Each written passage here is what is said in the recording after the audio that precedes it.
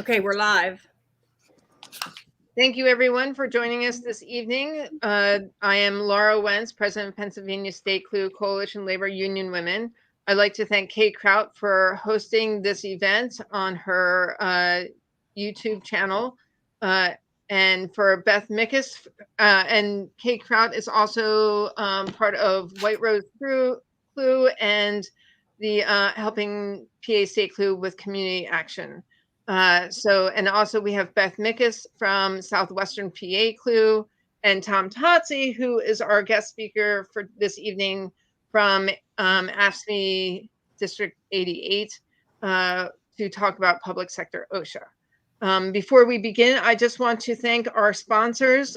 These are sponsors from our CLUE 2024 CLUE convention, but also rolling over to being sponsors for our series events. Philadelphia AFL-CIO, Kathy Black, Pam Tronsor, honoring CWA Union Sister Extraordinaire, Sylvia Ramos, myself, Laura Wentz, and Best Insurance Pro LLC, Jeffrey O. Jones, Vice President of Sales.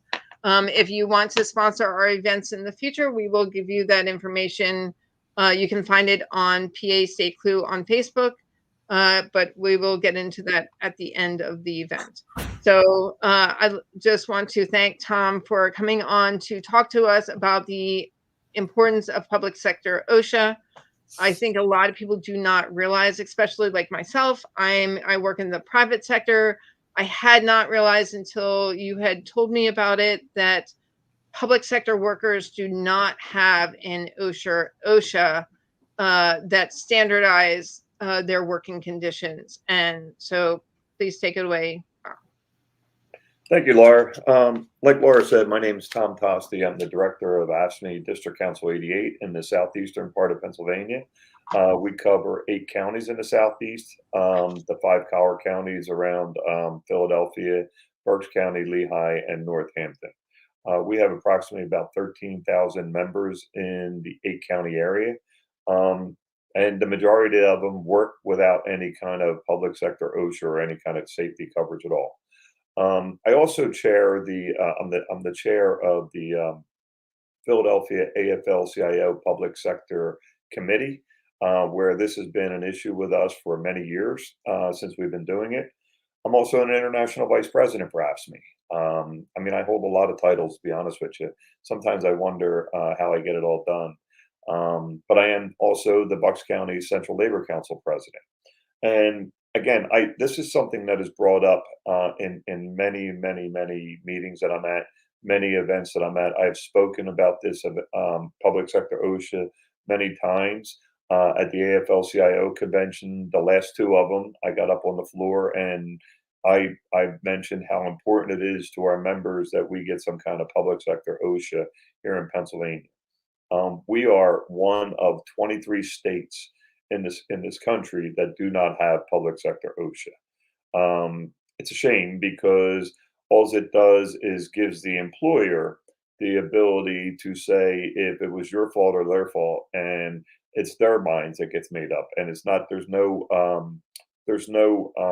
committee or nobody saying it could have been the employer's fault. So it's something that I've been very passionate about for many years because of my membership. Not only do we have the members here in the Southeast, but all across the state, there's 60,000 AFSCME members. You have the SEIU members, you have AFT members, you have some CWA members, you have operating engineer members. There's a load of different affiliates that all represent public sector employees that go through what we go through here in the Southeast and with AFSCME. So again, this last cycle, legislative cycle, there was 2 bills put in for public sector OSHA. House Bill 299, which has been put in consistently by Pat Harkins out of Erie. Every legislative cycle, he puts it in, it gets a different number. And then Senator Tina Tartaglione has a Senate Bill 93. They both kind of mirror each other in its context. There are some slight things in there that changed a little bit, but they're kind of mirrored, both of them, both of the bills. So I just kind of I've spoke a lot of times about the differences, how a sanitation worker that works for grows or waste management would be covered, but a sanitation worker in Philadelphia has no OSHA protection. A nurse that works in a regular hospital has OSHA protection, but a nurse that might work in a veteran hospital with the state wouldn't have the same protection. A cafeteria worker in a school district who is subcontracted out would have OSHA coverage, but a contractor or a cafeteria worker who is part of the school district would not have the OSHA coverage. So, I mean, with them couple examples, you can see how the disparity and how unfair it is that public sector workers have to go to work each day and not have the same type of protections that your private sector members do, or even workers do.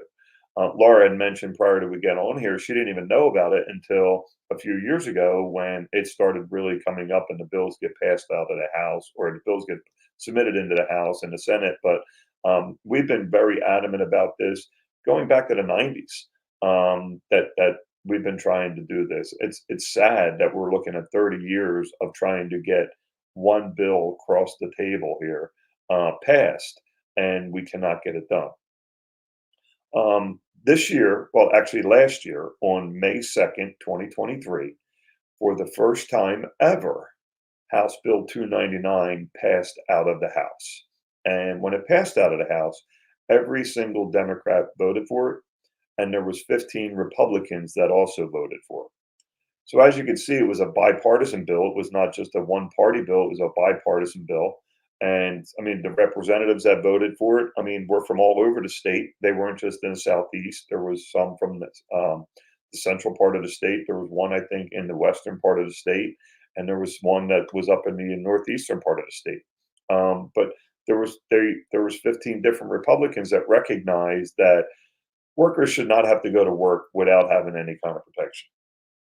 So I mean, the way I wanted to start was just to read the memorandum on the front of the bill, a House Bill 299 from Pat Harkin's bill. And what it says is, what if I told you that private sector workers have more workplace protections than our police officers, firemen, correction officers, road maintenance workers, and other public employees in Pennsylvania? You would probably be shocked to find out that that is the truth. The majority of private sector employees are protected under the Federal Occupational Safety and Health Act of 1970, which is OSHA, while public sector employees in Pennsylvania are not. Unfortunately, this fact was brought to my attention after Erie resident Jake Schwab was fatally injured at work in 2014. Jake was a mechanic with the Erie Metropolitan Transit Authority, a public sector employee that is exempt from OSHA regulations. As a result, the details of the incident and safety concerns that would have been raised through an OSHA review have been hard to track. My legislation would extend OSHA protection to public sector workers in Pennsylvania. All workers deserve the right to work in an environment that is free from unnecessary health and safety hazards, including the public sector workers that have some of the most dangerous jobs in the Commonwealth. The public employees of Pennsylvania had dedicated their career to public service. It is time we honor Jake Schwab's memory and improve safety in public employees' workplaces.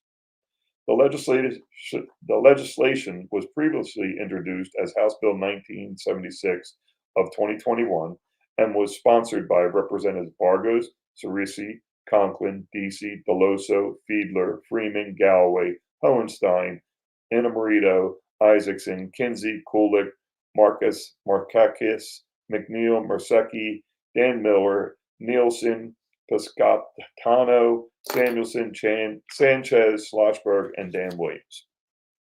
So as you can see in the memorandum or the quote from the bill, when Jake Schwab, who was a transit worker in Erie, he was a mechanic, was killed on the job, there was no oversight over the death.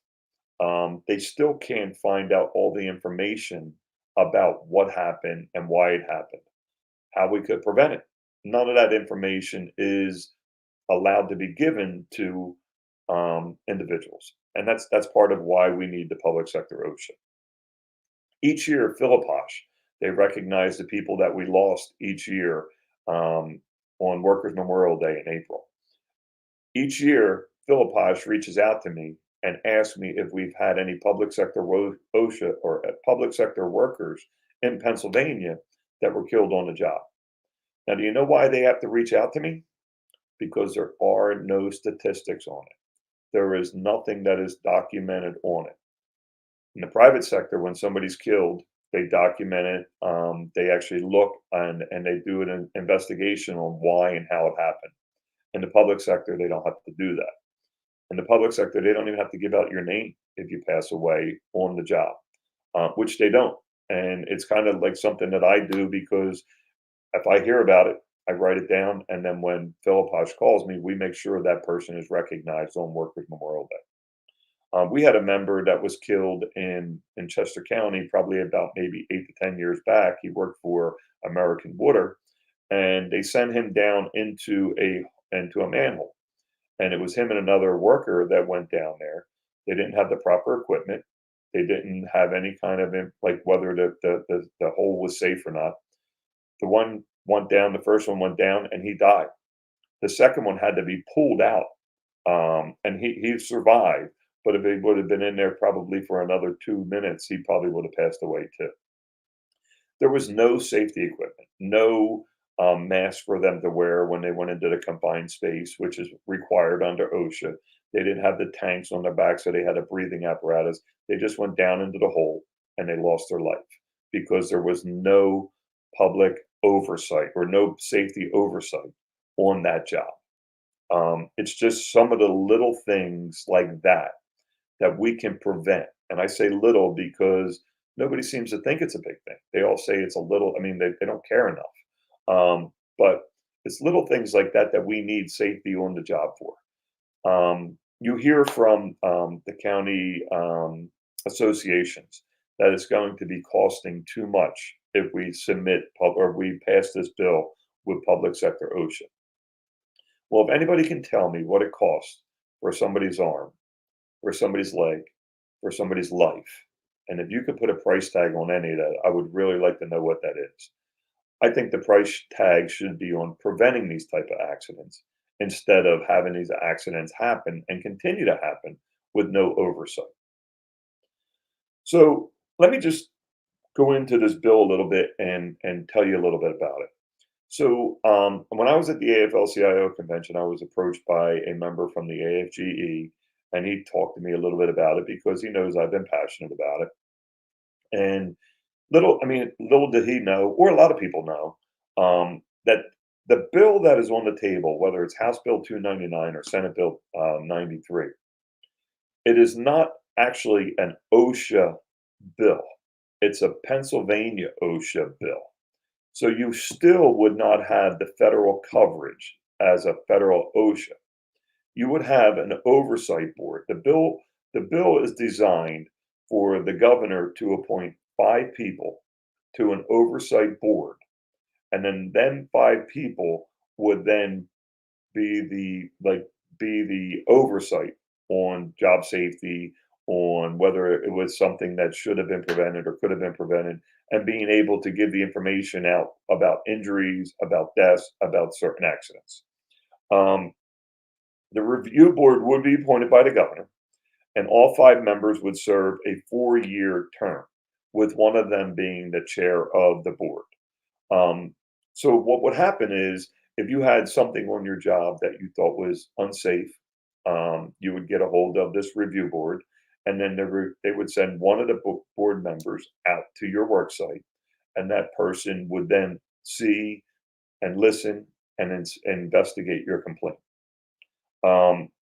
They will hear appeals. They'll make sure you're in compliance. But this review board would be what your public sector OSHA is. It's actually Pennsylvania OSHA is really what we should be calling it. But we're calling it public sector because it's all around public employees who don't have that. This board would then adopt the standards and the occupational standards from OSHA. That's how you tie it into the public sector OSHA and making it OSHA, because the board would be your oversight, and they would be the ones who would set the standards and make sure that they all fall in compliance. Um, and like I said, they could be out there investigating. They can be doing different things like that. If there's a violation, you would report it to the Secretary of Labor, and the Secretary of Labor then would hand it over to the Oversight Board or the Public Sector OSHA Board, and then that's when the investigations would start. Um, it would give actually the employer reasonable time if this bill was implemented today. It would give them reasonable time to be in compliance. I know 2 years ago during the legislative cycle, one of the issues that some of the legislators had was if you were to implement this right away, the cost on the employer would skyrocket and you wouldn't be able to do some of the things that they needed to do in the townships, boroughs, and counties across the state. In this bill, it gives you some time to come into compliance. So what the employer would have to do is, let's say they were out of compliance on some of the safety issue. All they would do is just write a letter to the secretary and request an extension and to fall in compliance so that they can fall in compliance. It then goes, I believe it's 60 days. You would get 60 days to then fall into compliance. But it doesn't stop there. If you haven't got it done in 60 days, you can ask for an extension and be able to extend the time in order to come into compliance. So some of the things that the Republican counterparts in the House and the Senate were saying as far as making it like a step-in version. I think when Pat Harkins and Tina Tartaglione they submitted the bills this year, they added that so that they would be able to alleviate them coming back and saying, well, we need to do it in a stepped up version. We were against the stepped in version, and I'll tell you why is because, again, you're going to say, let's step into safety and we'll get into compliance maybe in 2 years.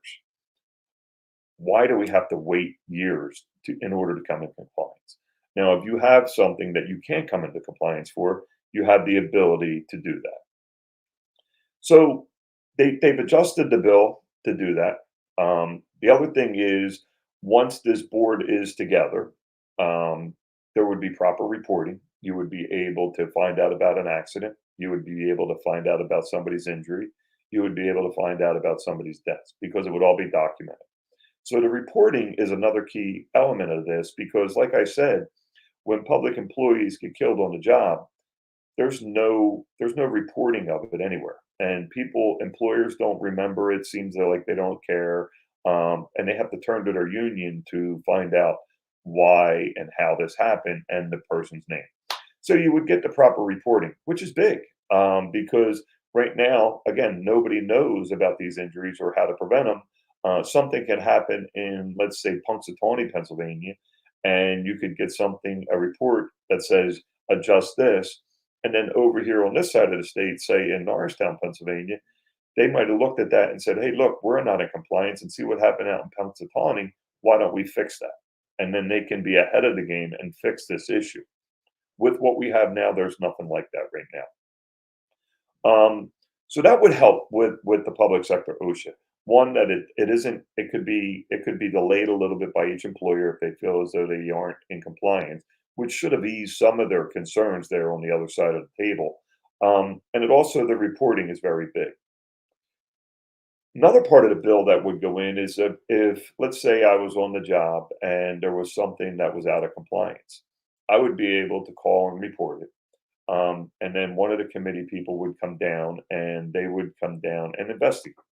Now, if they find that there was something that should have been stopped, or there should have been should be some kind of let's say it this way: if there was some kind of something wrong with the work site, they would be able to give the employer a warning, and then it can just start there at the warning, and then it just goes up and up and up. So they have ability to actually warn them, and then they can actually start finding them. That's the thing that is really key to this, is because some employers now, somebody would get hurt, they turn around and they put it back on the employee like it was his fault, and then they don't fix the problem. But if a person from this OSHA board comes down and says you needed a guard on that chipper so that when he puts the tree branches in that chipper, his hand doesn't go in there. And then if they don't put the guard on there, they can start to be fined. And you can be fined for certain instances up to $1,000 a day to a maximum of $10,000. If somebody were to get killed on the job because of not being in compliance with something safety wise, they can be fined up to $20,000 and spend a year in jail for not being in compliance for that. So if you look at what they're doing, it's kind of the same as what OSHA does now, but it gives it to you in Pennsylvania, and you can actually now make them be in compliance, because if not, they're going to start paying $1,000 a day, and they could pay up to $20,000 for a life, or $10,000 for a loss of limb.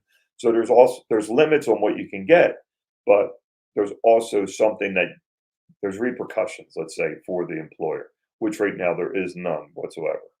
So that's the good thing about it, is that it does hold the employer accountable. Why all these people are so much against it is beyond me. Why they don't want to have safety is just, it's baffling to me as not only a union guy but also a worker who represents 13,000 members in this 8,000 or the 8 county area. You have two people that are holding these bills up. So in the House Bill 299 sits in the Intergovernmental Affairs Committee in the Senate, and Jared Coleman, who is a senator out of the Lehigh County and out of Bucks County, is the chair of that bill, and he refuses to run the bill. All we're asking him for is a vote in the committee, and he just refuses to even run the bill in the committee so that we can get it on the floor. Now, in the Senate, for Senate Bill 93, it sits in the Labor and Industry Committee, which is where House Bill 299 should be. But the Republican leadership sent it to the Intergovernmental Affairs Committee so it would die. And they sent it to Jared Coleman because they knew it would die. In the Labor and Industry Committee, Devlin Robinson is the chair of that committee. He refuses to run the bill himself. He did have hearings on it, but he refuses to run the bill. The reason that one bothers me more than anything is, as a labor guy, the AFL-CIO has endorsed Devlin Robinson. He had a primary opponent, and they endorsed him in the primary. We have our endorsement meeting coming up on August 1st, and I've already talked to Angela, who is the president of the AFL-CIO, and asked her if we were going to be endorsing Devlin Robinson again. And again, like the guys and gals in the building trades, they seem to have a good relationship with him, and they will want him to get the endorsement. What I would say is I will be there because I am an AFL-CIO vice president, and I will say this, that is, if Devlin Robinson refuses to run this bill, we should not be endorsing it because it's about safety. Now, I had a conversation with a CLC president from the West, and they said Devlin Robinson is torn because he doesn't want to give a minimum wage increase, an OSHA bill, and there was one other bill that he mentioned, and he doesn't want to give them all. Well, why not? I mean, if he's a labor guy, why would he not want to? Why would he hold up public sector OSHA to raise the minimum wage? Why would he hold up minimum wage for public sector OSHA? I mean, there are two labor issues that we've been fighting for, and to sit there and say, I'm going to give you one but not the other ones, is just complete nonsense.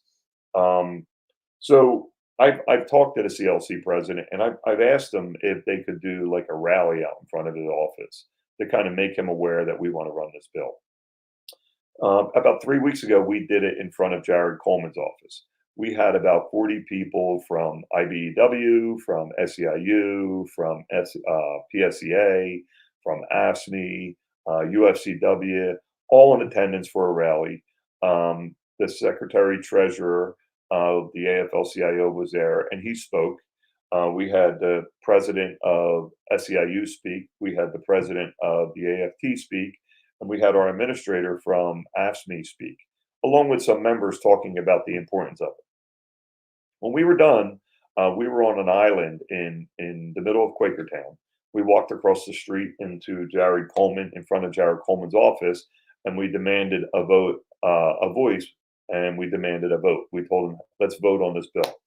He had his one aide come out, Leo, who I sat down with in Harrisburg back when the AFL-CIO had their lobby day, and he told me there's a report out there from Indiana University that gives the cost of this and how the implications if we pass that bill. And until he sees that report, that Jared Coleman's never going to run the bill. So while he was telling us that, I interrupted him and I told him, I said, Leo, I said, you told me that in Harrisburg 3 weeks ago. I said, why can't you do a right to know request? If the governor is refusing to hand this report over, do a right to know request like any other citizen can to make them hand the report over. They would have to hand the report over. He says, we shouldn't have to do that. He was going back and forth. Me and him went back and forth. He got a little mad and he walked out. And as he was walking out, he said, you will never see this bill ran in this committee. So that's the kind of guy that we're dealing with Jared Coleman. So to me, House Bill 299 is going to die in that committee because by December 31st, even though it passed the House, December 31st is the end of the session. January 1st in the new session, we would have to then have the bill passed again in the House in order to get to the Senate in order for them to run it. That's why I believe Devlin Robinson is the key to this whole thing, because you have Republicans in the Senate that would support this. You have Republicans on that committee that would support this. And we just need that bill ran in the committee in order to get it out to the floor so that we can have a vote on that. So I think the key to this whole thing is, and we say it all the time as public employees, is you get to elect your bosses. And when you go to the voting booth, when you're voting as a public employee, you should be voting for somebody who has the same interest in your work site and your job that you do. And if you have somebody that is totally against what you are doing, why would you support them? Whether they're a Democrat or a Republican, it really shouldn't matter.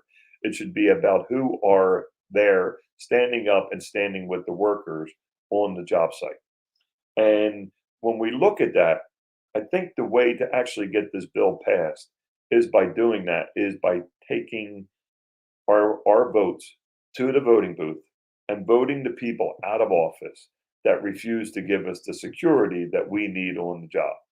Now, I mean, it's easier said than done because some of these seats are pretty safe seats, but it doesn't mean it can't be done. I mean, it is doable. We just have to have enough effort to put into it to make sure we get it done. We have to look at candidates when we look at this and ask them, do they have the same values? And with the AFL-CIO, the problem comes in is the building trades and the private sector workers are a lot different than the public sector workers. We all know that, and there's nothing wrong with that. There's really nothing wrong with that. Everybody has their own needs.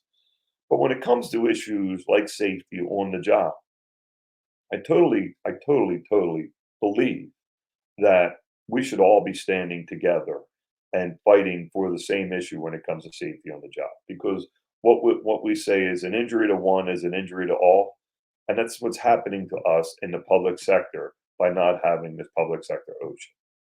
Now, some of the costs that they talk about that could be there, it could be. I mean, it doesn't necessarily have to be as big as what they're saying, but some of our cities like Philadelphia, Pittsburgh, Scranton, Harrisburg, some of the schools, the fire companies, the police stations, they're all older buildings.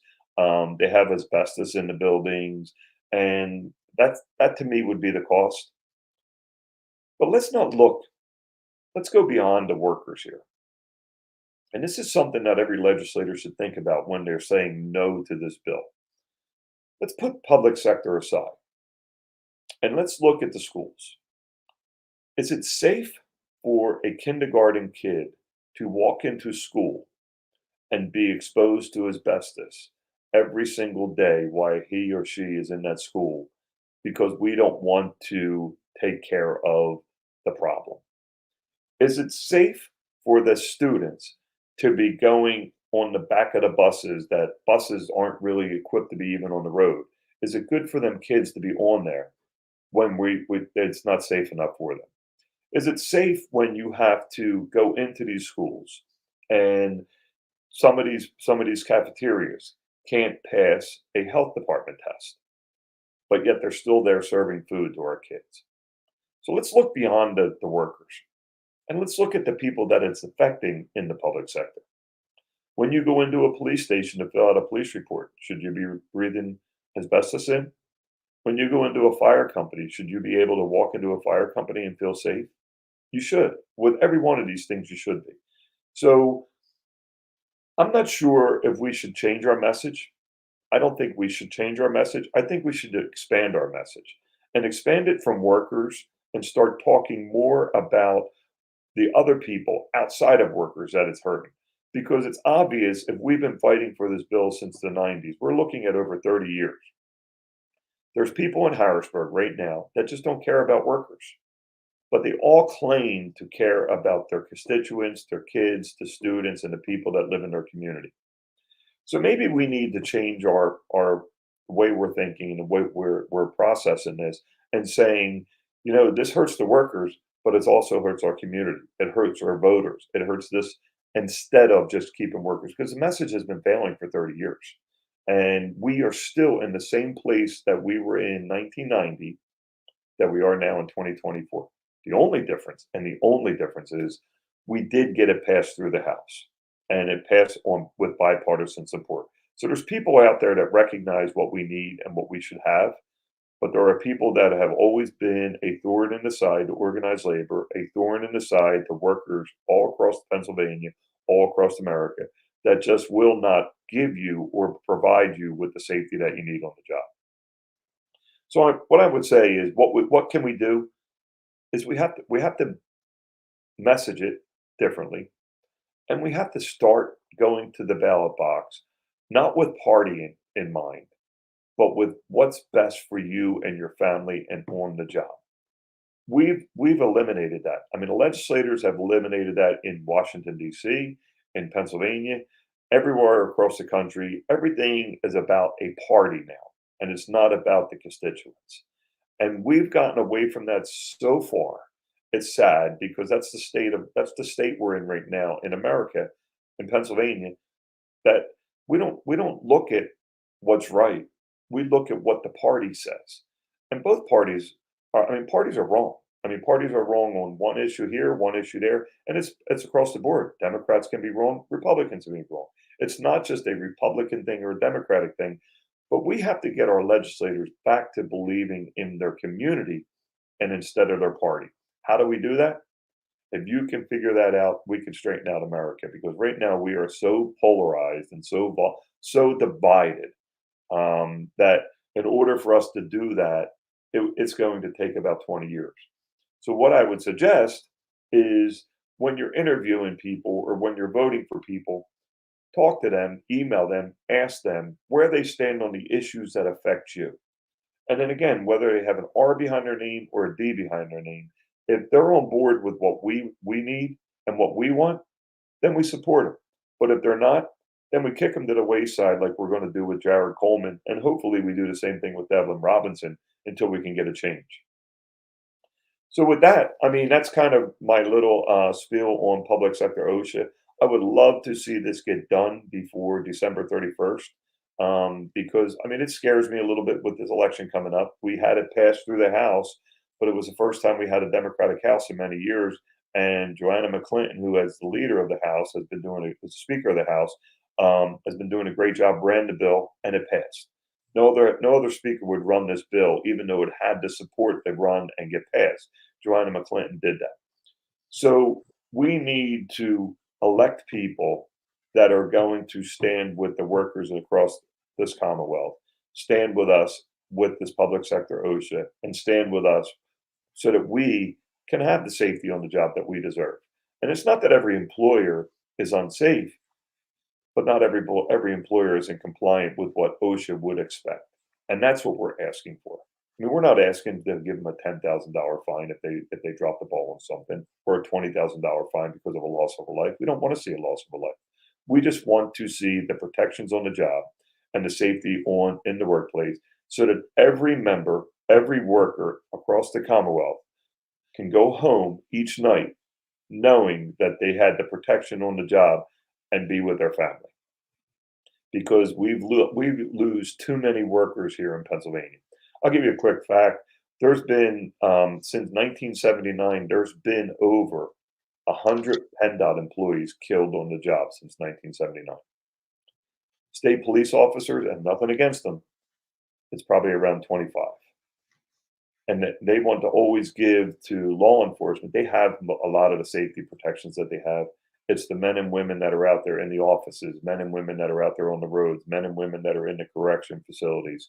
They're the ones that need the help, and we need to provide that to them.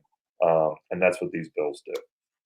So I'd like to thank you for inviting me again for this, because it is a passion of mine. It's something that I am truly, truly dug into. I will keep fighting for it, whether it's for SEIU, whether it's for the AFT, whether it's for AFSCME.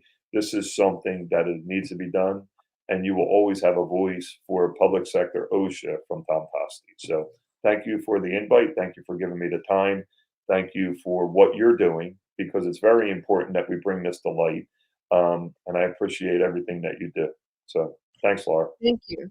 Thank you so much. And you hit on so many really important topics. And you're absolutely correct. I don't think people realize that by not having those regulations in the schools, if there's asbestos in the schools, if there's any kind of lead paint in the schools, any type of those things that are health hazards to the workers are health hazards to the students, right? You know, and that applies for the nurses, for any public sector realm. And I think that's the problem. People may not realize that if it's affecting the workers, it's affecting those coming that are also in that space. So if it's an office, if it's, you know, if it's a office that you go to for unemployment compensation, or I mean, that doesn't necessarily happen as much in person anymore, but for any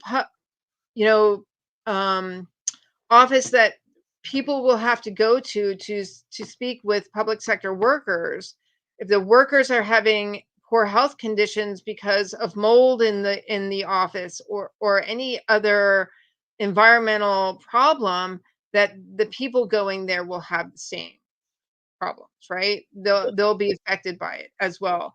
I think you're spot on. People need to, and it's interesting. The last thing you were saying ties completely into the next segment that we're having on Thursday of vote for the candidate, not the party, right? Vote for the candidate that supports your issues, but doesn't just rubber stamp it and then go and do the opposite once they're elected. You know, people that will fight for the workers, fight for the issues that are really important to you.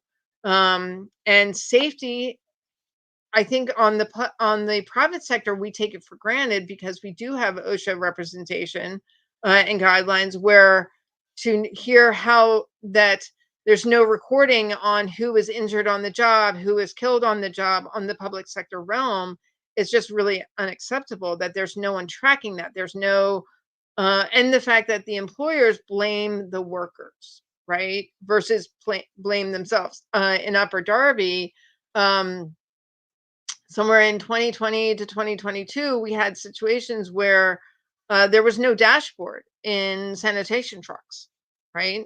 There was a ladder on a sanitation truck that was not attached to the truck on the bottom. It broke. And a worker was going to just reconnect it with a bungee cord, you know, and luckily a council member who's a former union guy saw it and said, "Hey, you got to weld that back on." And without him saying you have to weld it, it may not have been welded on if he hadn't been there at that time.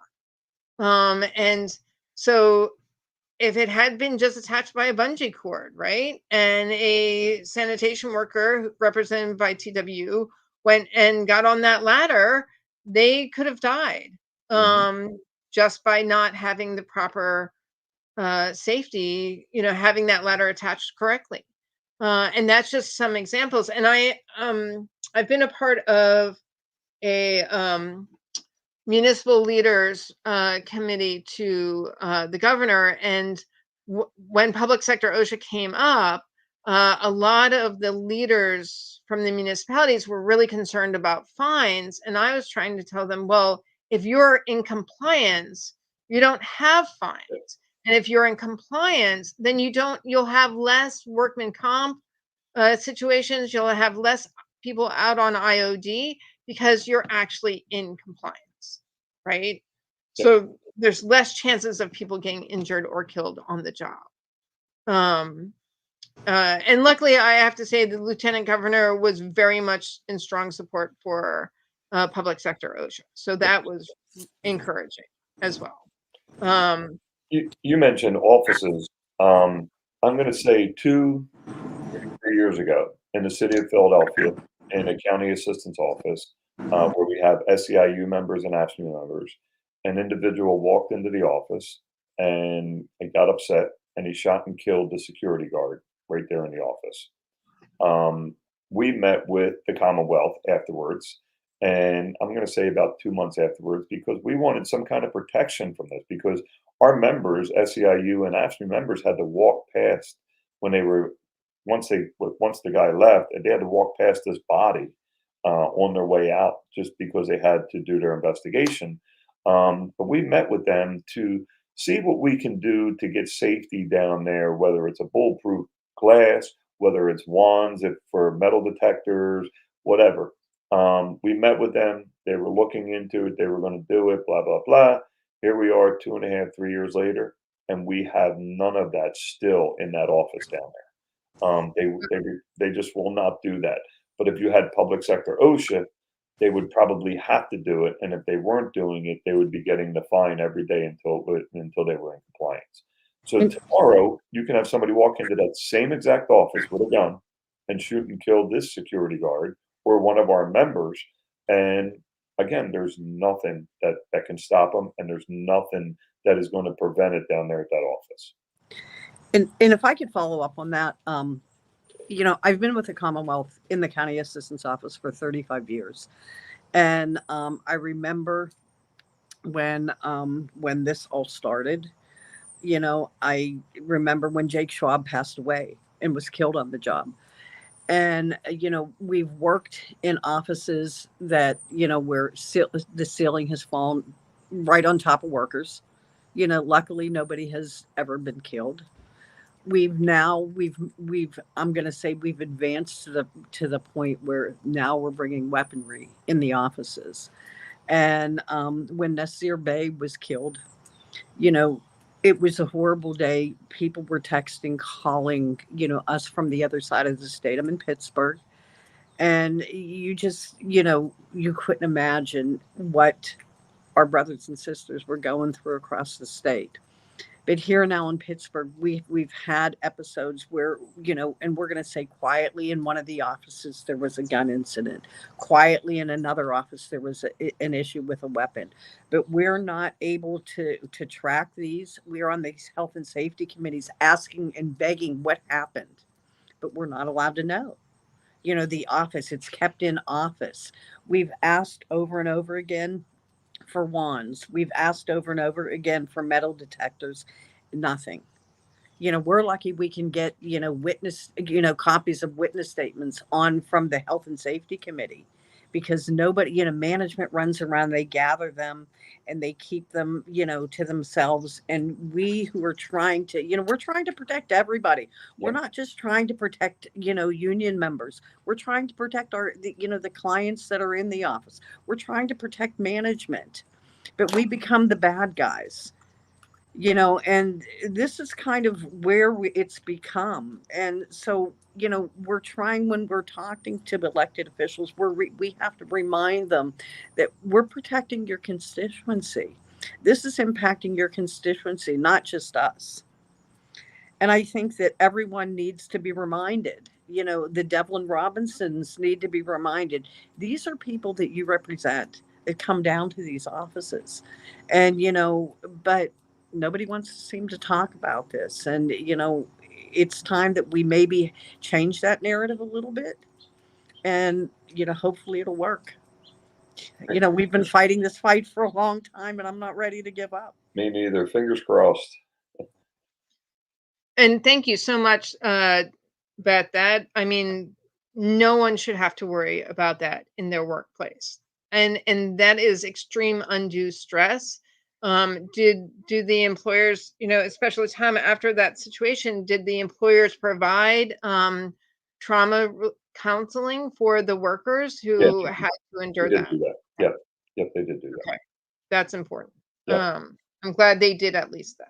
I'm sorry that you all don't have the protections that you need on the day-to-day basis. That's just not acceptable. Um, Beth, did you have anyone send in questions to you?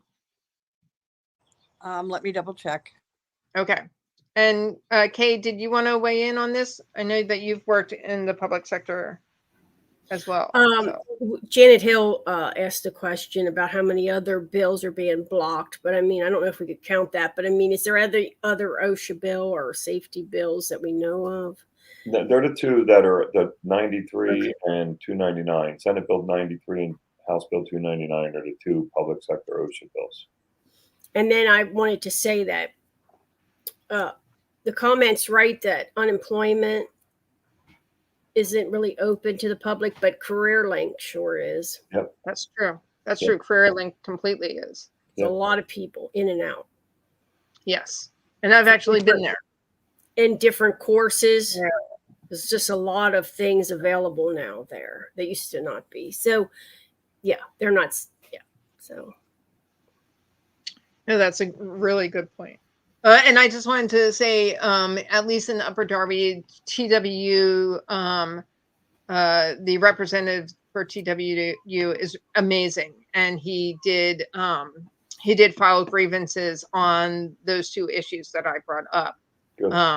You know, but the reality is, strong union leaders who do right by their workers, you know, file these grievances, but it doesn't mean that they actually, you know, get resolved, but at least there's a grievance. But it's really important.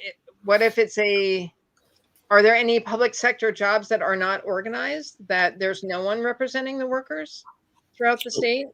Oh, sure. I mean, in Chester County, most of that county isn't even organized.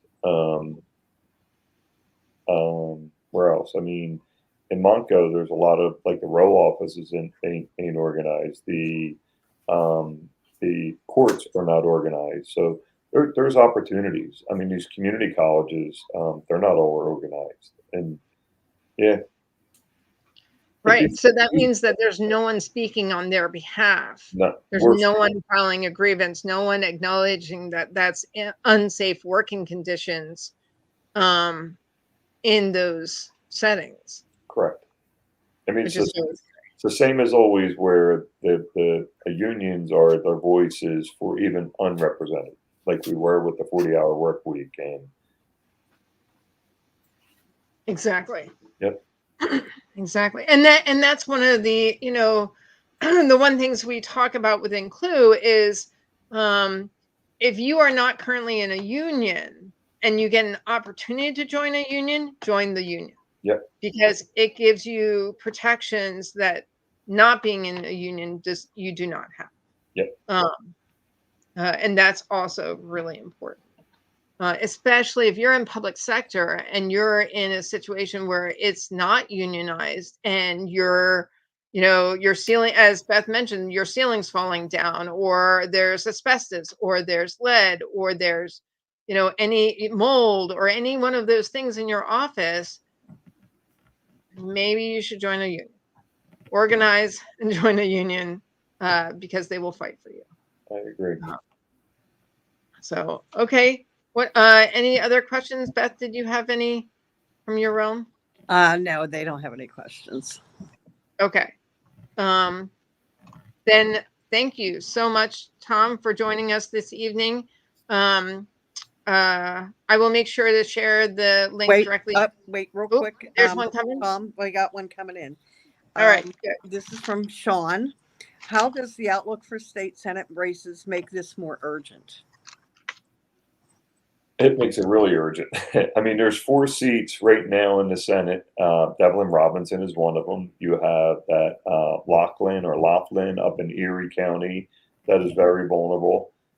You have the seat in the Harrisburg area that Patty Kim is running for. That is one that we could get. And then they're thinking there's another one. I'm trying to think of where it's at, but I don't think it's one that is gettable. But there's 3 of them there, and that would bring it to a tie in the Senate. And then as long as you have Austin Davis, he breaks the tie. Yeah. There's also Nick Piscatano. We have that. Which one? Nick Piscatano. Oh, where's that one at? That's out west here. Oh, okay. Well, I guess that would be that's just a seat. That's Jim Brewster's seat. So we need to hold that seat. Yes, we need to hold that seat. Yep. Well, that's good to know. Yes. So just a recap, reach out if you live in the areas of any of these represented or state senators, please reach out. Actually, Tom, can you send me an email of the name and address, offices of the senators that you're concerned about, the two elected officials that are holding up the bills. Okay. And anyone you think that people need to reach out to. Okay. We'll share it with our list. We'll share it, anything you want our people, our members to know and beyond. We'll share it with our membership list, and we'll share it on our Facebook page. And we'll just plaster it all over the social media. Okay. I'll get it to you tomorrow when I get in the office. That would be wonderful. That'd Okay. be wonderful. Thank you. Thank you so much. Thank you for taking part. Thank you, sisters. Thanks for everything you do, and keep up the good work. Thank you. We appreciate you. And we got to rebuild in the Chamonix Bucks Clue. That's Okay. on my list. All right. We'll try it in September. Okay, great. When we go back to meeting. Yes, that'd be awesome. Thank All you right. so much. All right. Thank you. Take care. See you later. Bye. Thank you. All right. So for Clue, just want to recap one thing. I want to thank our sponsors, Philadelphia Council, AFL-CIO, Kathy Black from the Philly Clue chapter, Pam Tronsor, honoring CWA Union Sister Extraordinaire, Sylvia Ramos, myself, Laura Wentz, and then also Best Insurance Pro LLC, Jeffrey O. Jones, Vice President of Sales. Those are our sponsors for our convention, and they're rolling over as our sponsors for this series.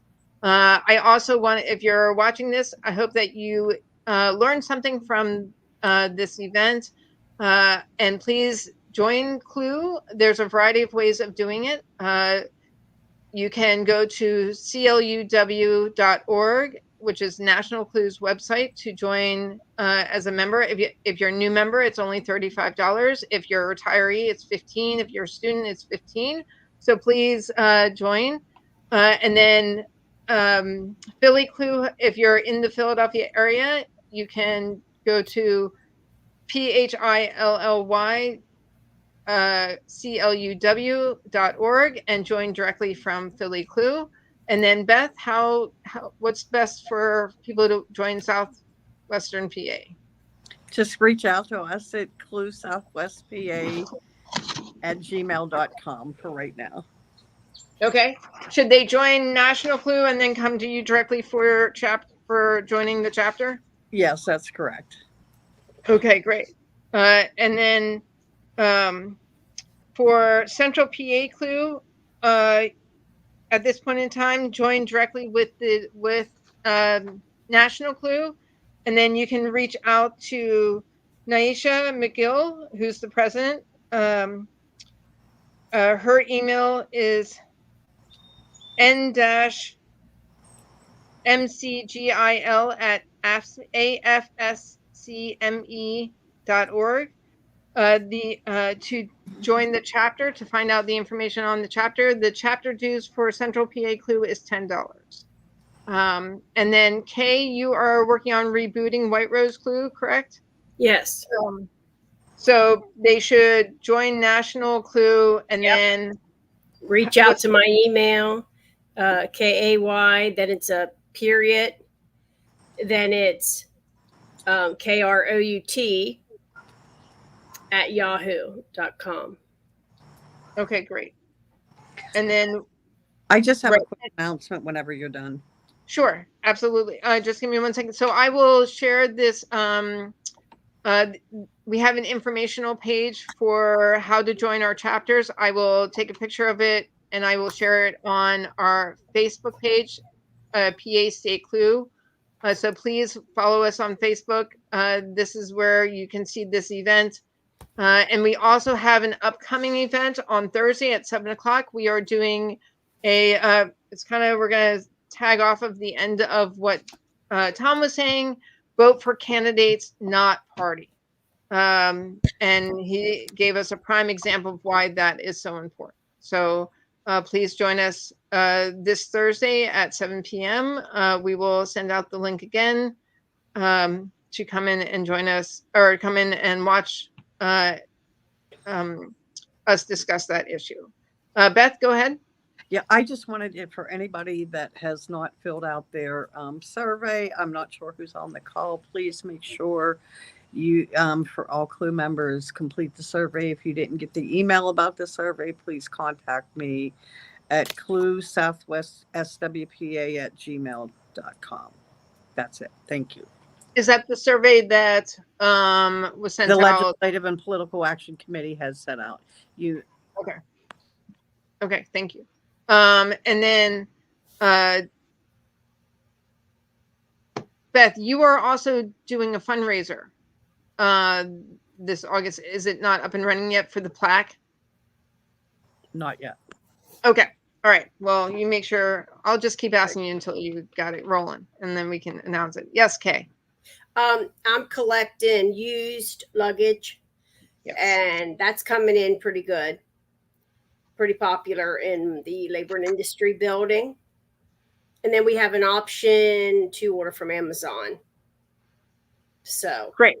Yes. So I will share your flyer again on the Facebook page. I shared it with the membership. So as part of our convention, one of our community action is to donate either lightly used suitcases or brand new suitcases or duffel bags to foster care organizations that are providing for the foster children.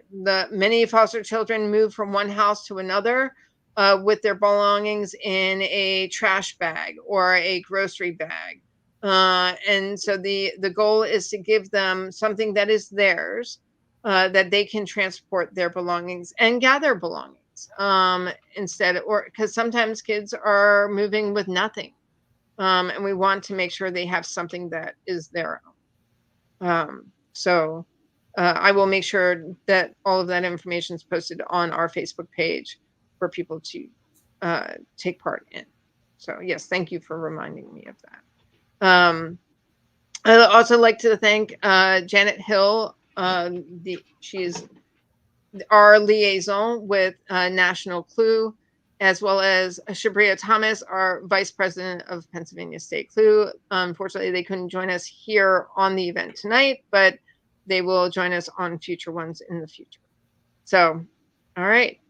Is there anything else? Or are we all good? I think we're all good. All right. Well, thanks. I'd like to thank Tom Totsi again for all that information. Beth, thank you for participating and sharing your story. It's really important. And Kay, thanks again for hosting it and making this possible to go live. We will continue to do this. Hopefully you're available on Thursday. Yep. Wonderful. Wonderful. So thank you, everyone. Thank you to everyone who's watching.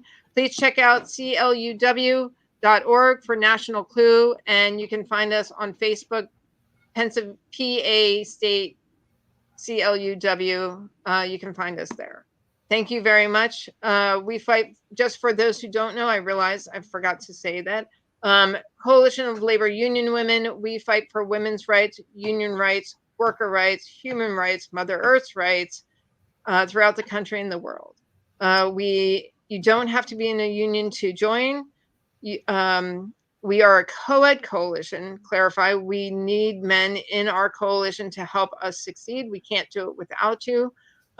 We also do provide trainings for women so that you can go into more leadership roles, public speaking. All kinds of trainings are provided through CLUE, National CLUE, and local chapters do a lot of trainings as well. And for our PA State CLUE, we're doing this event series as an educational piece on the issues that are really important that are happening in our area and beyond. So thank you all. Appreciate you. And thank you to everyone who participated and to our sponsors. Have a great night. All right. Night. Good night.